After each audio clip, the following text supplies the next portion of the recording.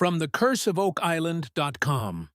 This is the Knights Templar on Oak Island.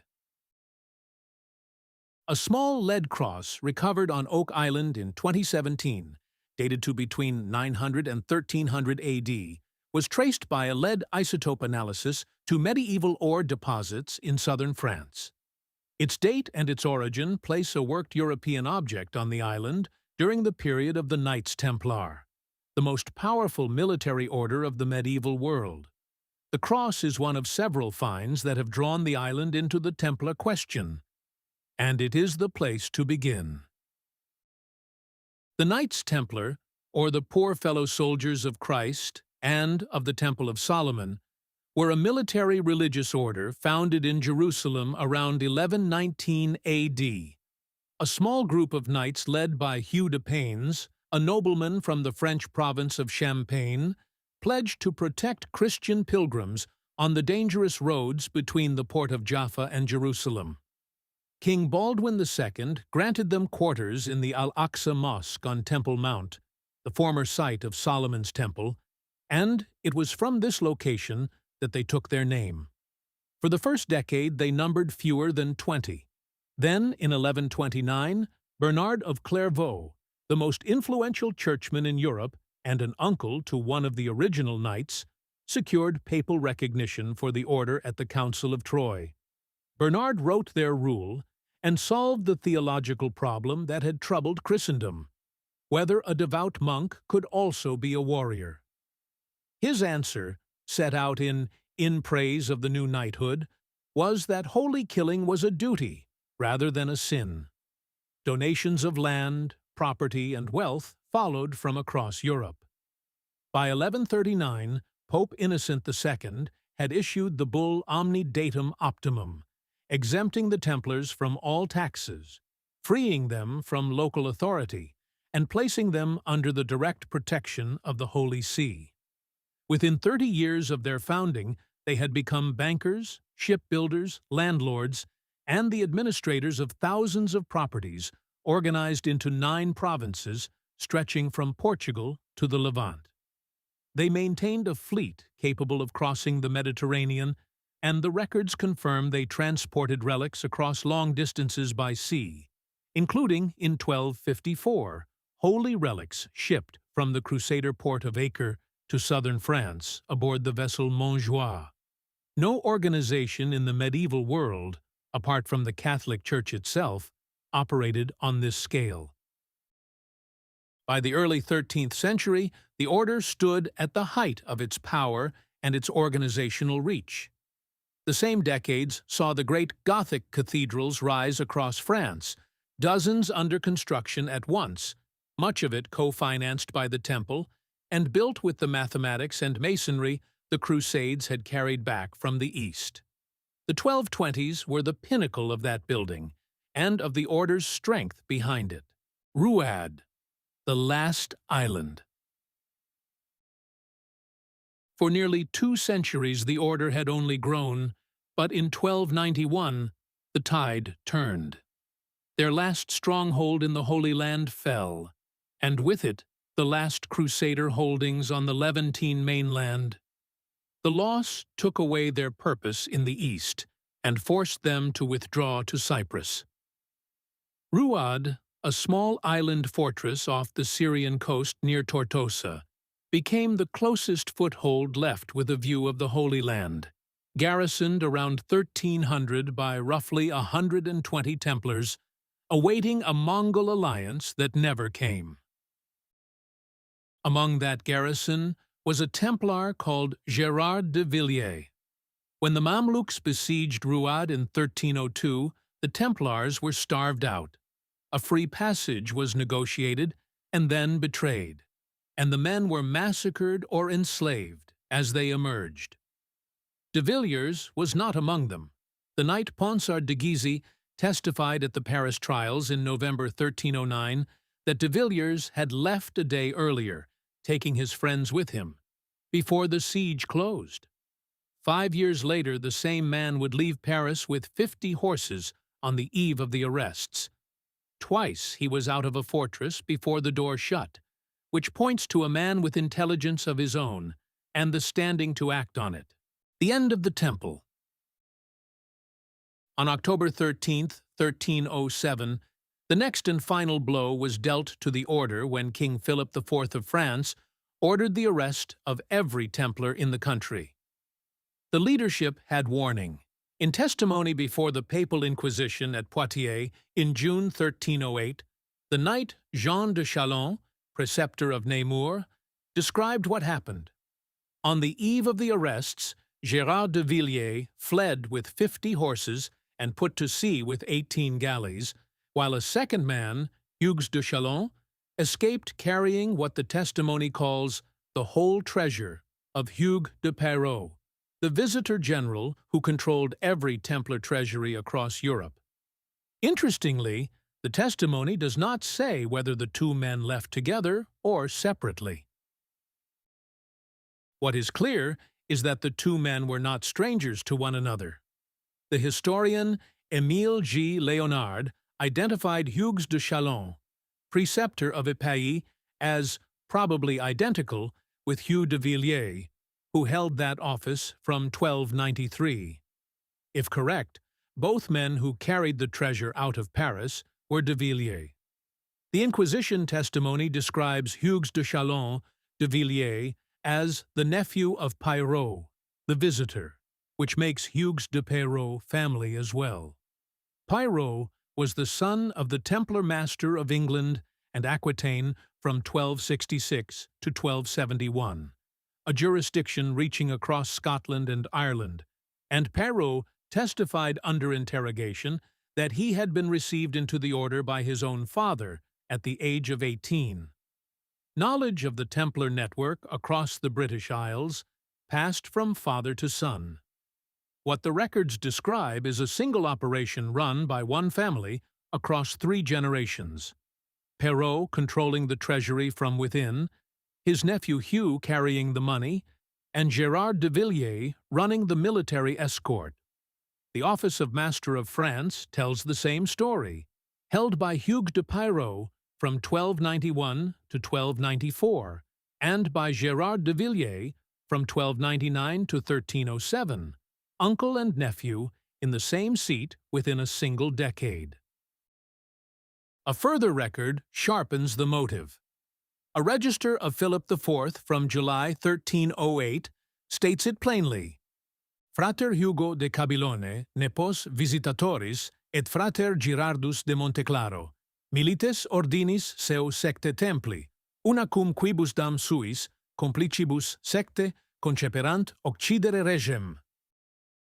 Brother Hugh de Chalons de Villiers, nephew of the visitor, and brother Gérard de Montclair, Knights of the Temple, together with accomplices within the order, had planned to kill the king. The document names the men and the intent directly. Read alongside the suppression that followed, it points to a reason for the severity of Philip's move against the order that goes beyond the heresy charges he made public. There are no known records for Gérard de Villiers or Jean de Chalon de Villiers after October 1307, and it is generally assumed they did indeed escape to an unknown destination. The treasure they are said to have carried was held at the Paris Temple, an enclosed precinct within the city dominated by the Grosse Tour, a fortified keep built under Louis IX, where the order kept its most valued possessions. When Philip's men seized the Templar houses on the morning of the arrests, the treasury was empty. If the testimony is accurate, the most senior officers had already removed it. The question that has occupied later researchers is which route they used to reach the sea and what they took with them. The road to freedom. The familiar account sends the treasure out of La Rochelle on the Atlantic coast, the order's principal western port, aboard 18 galleys that were never seen again. This is the received version, and little supports it. It rests on a single second-hand testimony, the statement of Jean de Chalon given under inquisitorial conditions, and the 18-ship story did not appear in print until the 19th century. La Rochelle lies roughly 280 miles from Paris, a long and exposed overland journey for men on horseback at a moment when every official in France had been told to watch for Templars on the move. The galleys known to have used the port were trading vessels for the wine routes. As a hypothesis, it has endured, but no document places de Villiers there. There is a far more compelling case to be made for a place much closer to Paris: Rouen, in Normandy. Its shipyard at the Clos des Galets had been building galleys since 1226 and had been enlarged by Philip IV himself, who brought in Genoese shipwrights to turn it into a yard on the scale of Genoa or Barcelona. The vessels built there were military ships rather than traders. Rouen sits about 77 miles from Paris, roughly a quarter of the distance to La Rochelle, close enough that a party leaving the capital could reach it before the order to arrest the Templars took effect. And from Rouen, a fleet could follow the Seine to the open sea. Any fleeing Templar could have expected support from the powerful commanderies in Normandy along the way. A third, so far unexplored possibility follows the rivers, the principal highways of medieval Europe. From the Seine and the Oise, a party could reach the Meuse and follow it north toward the sea near Hoek van Holland, moving through a connected network of waterways rather than a single river. On that network, near Maastricht, lies the Zestert stone quarry, whose underground galleries carry medieval graffiti, carbon dated to the 14th century. One gallery is laid out in a cross plan, like a church floor.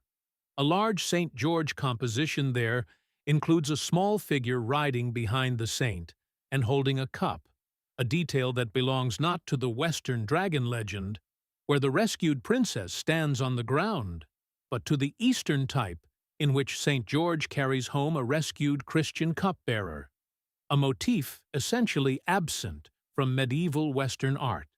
Several four-dot crosses appear on the same ceilings, a sign the Oak Island team has seen at every Templar site visited in the last 7 years, and one unique mark in the quarry matches a symbol found in a southern French document from the 13th century. The researchers who catalogued the site treat a Templar connection as a hypothesis, and note that drawings of this scale were unlikely to be the work of quarrymen paid by the block, raising instead the possibility of refugees sheltering in the galleries in the 14th century. The Fuller case belongs in its own account. Galleys of the period sat low and shallow in the water and were not built to cross the open Atlantic. They were coastal vessels. Whichever port was used, the fleet would have skirted the European shore, and there the documentary trail ends. Where the treasure went once it reached the sea is not recorded. The medieval dates on Oak Island. For 2 centuries, the question about Oak Island was one of belief, whether anything is buried there at all. A different question can now be asked of the physical record. Several dozen artifacts and structures recovered on the island return medieval dates through independent scientific analysis, and the dates can be examined together rather than one at a time. The hardest evidence is radiocarbon dating performed by accredited laboratories. The fiber recovered in volume from the Money Pit, and Smith's Cove was tentatively identified by the Smithsonian Institution in 1916 as coconut husk, and re-identified through detailed microscopic and forensic analysis by David Nyssen, Robert Cook, and Christopher Bowes, 2022, as Judean date palm, Phoenix dactylifera, trunk fiber. The re-identification matters because it narrows the source. Coconut grows across a broad tropical Atlantic, Indian, and Pacific belt, and reaches Europe only through long-distance trade. Phoenix dactylifera is native to the Levant and was cultivated commercially in medieval Judea, the Jordan Valley, and the eastern Mediterranean coast. If the JDP identification holds, the fiber's provenance is no longer somewhere tropical, but a specific geography, the Crusader-era Eastern Mediterranean, accessible to a very short list of medieval European operators. The Knights Templar themselves were among that short list, and a documented one. From 1116 until the Battle of Hattin in 1187, the order built and operated 3 water-powered mills at Jericho, Tawahin Asukar, Ria, and Ain Duk, processing sugarcane and date fruit drawn from the surrounding plantations, with the cane grown beneath the date palm canopies.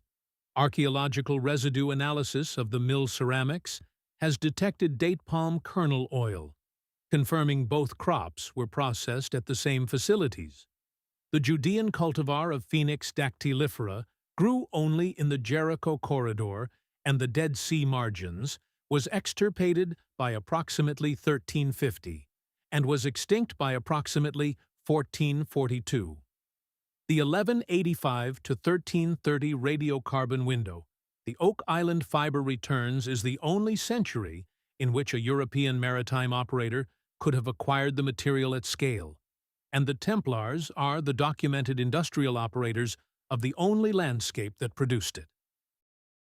Samples analyzed by Beta Analytic and the Woods Hole Oceanographic Institution returned calibrated 2 sigma ranges spanning 1185 to 1330 AD.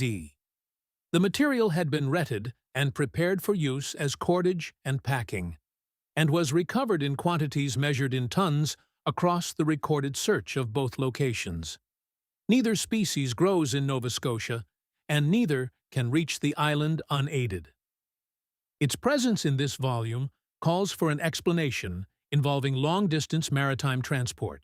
During the same century, the order documented moving relics from the Crusader port of Acre to southern France. On Lot 26, on the south side of the island, geoscientist Dr. Ian Spooner examined a stone well that had drawn attention because it stayed unfrozen through winter. A wood sample from the base of the well dated to the 12th century, within a range of approximately 1028 to 1172 AD, and the water returned elevated silver content. Spooner described the well's construction as crude and old, distinct from the more refined stonework of 18th and 19th century Nova Scotia.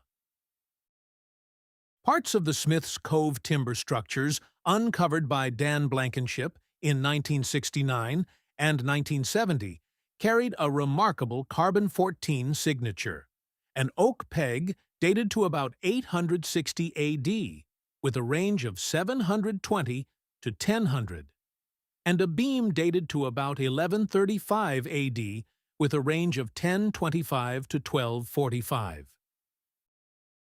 A paved area uncovered in the swamp returned a radiocarbon date of approximately 1200 AD from wood beneath it, within a range of 1150 to 1250. In what was once an open cove, a buried roadway nearby, the Sand Road in the western swamp, dates to a range of 1200 to 1250. Archaeoastronomer Professor Adriano Gaspani contributed a second dating method.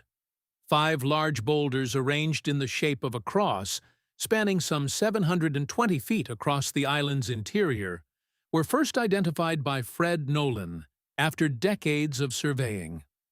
Gaspani analyzed the alignment of Nolan's cross and dated its placement to approximately 1217 AD, within a working range of 1125 to 1275. Gaspani also determined that a series of stone cairns distributed across the island represent the Hyades star cluster and share the same window, approximately 1150 to 1275 AD. Aligning monuments to the stars is a known medieval practice that the Templars made use of. The metal record adds a third method. The Leedy cross found at Smith's Cove by Rick Lagina and metal detectorist Gary Drayton in 2017 was tested by Tobias Skoronek of the German Mining Museum, who dated it to between 900 and 1300 AD and matched its metal by lead-isotope analysis to medieval mines in the Cévennes and Montagne Noire regions of southern France. The cross has a square hole at the top and the form of a devotional object worn around the neck. A long, narrow piece of lead with a raised floral pattern found on Lot 21 returned lead isotope data identical to the Smith's Cove cross. Both objects came from the same French ore source and dating, yet were found on opposite sides of the island. An iron spike from Lot 5 was dated by archaeometallurgist Emma Culligan to 1100 to 1330 AD on its forging characteristics. The iron is hand-wrought, produced by methods consistent with medieval European blacksmithing. A metal crossbow bolt recovered on Lot 26 has been typologically dated to a range of 1000 to 1299 AD by curator Anne Jepsen Nyborg of the Ladby Viking Museum in Denmark. Crossbow bolts of this kind were standard military hardware in medieval Europe and were not manufactured in North America. Leather shoe fragments recovered on Lot 13 carry a range of 1148 to 1216 AD. A wound glass bead found on Lot 5, identified as forest glass typical of medieval Normandy, falls within 1100 to 1499. A gold-plated brooch with a leaded glass gem recovered on Lot 18 dates to the 14th century or earlier, with a range of 1200 to 1399, based on its threading technique. A boatswain's whistle in bone and ivory, identified by the American Museum of Natural History as most likely Scandinavian and made from walrus tusk consistent with the Norse Greenland ivory trade of the 1200s, falls within 1100 to 1500. Further dated material rounds out the picture. An iron staple recovered at the quadrilateral structure on Lot 13 has been placed at 1200 to 1600 AD on context grounds. The quadrilateral boulder formation itself sits within 1100 to 1500. An ancient trade weight cast in arsenical bronze, a metal no longer produced after the 16th century, was estimated at roughly 1,000 years old by metal detection specialist Umberto Maruzzi, and at least 500 years old by Sandy Campbell, giving a working range of 900 to 1500. A copper token bearing unidentified symbols carries a range of 700 to 1599 in the assessment of Dr. Edwin Barnhart. A megalithic boulder feature on Lot 8, analyzed by Emma Culligan, returned a cradle binder range of 1200 to 1750, described as pre-modern and possibly medieval. A purple-stained wood fragment from Lot 18 carries a range of 1100 to 1499. Set side by side on a timeline, the ranges overlap, and the overlap is densest in the early 13th century. The greatest concentration falls around the year 1211. At that point on the timeline, 23 of the island's dated objects and structures have overlapping ranges that could include the year. That figure sits within 5 years of Gaspani's archaeoastronomical date for Nolan's Cross, 1217 AD, which was reached by an entirely separate method on entirely separate material. Plotting overlapping date ranges this way is what archaeologists call a summed probability distribution, the standard technique for locating periods of human activity from independently dated material. Each artifact contributes equally to every year its uncertainty range covers, with no weighting applied and no period selected for in advance. The pattern is easier to read against the rest of the island's record. The same exercise produces a far larger mass of overlapping ranges in the colonial period, roughly 1600 to 1750, which is where it should appear. That is the era of settlement and the documented treasure hunt, and it needs no explaining. A concentration of dated material in the early 13th century, centuries before any documented activity, is an anomaly because nothing in the record accounts for it. The convergence holds across methods: radiocarbon dating, lead isotope analysis, metallurgical typology, ceramic and contextual dating, and archaeoastronomy were carried out by separate analysts at separate institutions across more than 3 decades, on different samples drawn from different parts of the island, and the results fall within the same broad window of roughly the 11th to 14th centuries. No single analyst saw the other's work in advance. No single laboratory could have produced the pattern by error. The pattern is what remains when the individual results are placed on a shared timeline. Oak Island in the Middle Ages. An island in Atlantic Canada is not supposed to return this body of evidence. Nova Scotia has no settled European history before the 17th century, and Oak Island has no documented history before the 17th century. The conventional account of North America places the first medieval European contact at L'Anse aux Meadows in Newfoundland around the year 1000, a Norse landing of brief duration that left a small settlement and little else. Oak Island lies more than 700 miles south of L'Anse aux Meadows. The expected scientific yield from such a place, in a region whose pre-colonial archaeology is dominated by Mi'kmaq material, is 0 medieval European artifacts. The Mi'kmaq pottery finds on Oak Island are of course excluded from the comparison here because it is the indigenous baseline of this coastline and would be expected at any Mahone Bay site. The rest of the medieval cluster, French-mined lead, hand-wrought European iron, Norse walrus ivory, forest glass from Normandy, and a Latin cross devotional object, belongs to a material culture with no overlap with Mi'kmaq archaeology. The recovered yield is almost 24 dated objects and structures clustering on a single decade of the early 13th century, traceable to materials and methods that match medieval European workshops, mines, and astronomical practice. What the dates establish is a medieval presence. They do not, on their own, name who left it. The stone well, the timber structures, the paved area, and the buried road point to people who stayed long enough to build. The crossbow bolt and the iron spike point to men who were armed. The lead cross and the decorative piece point to a southern French origin. The boatswain's whistle points north to the Norse ivory trade. The brooch and the wound glass bead point to medieval European workshops. Each find, taken alone, can be questioned. Taken together, they support the hypothesis of an operation rather than a single landing.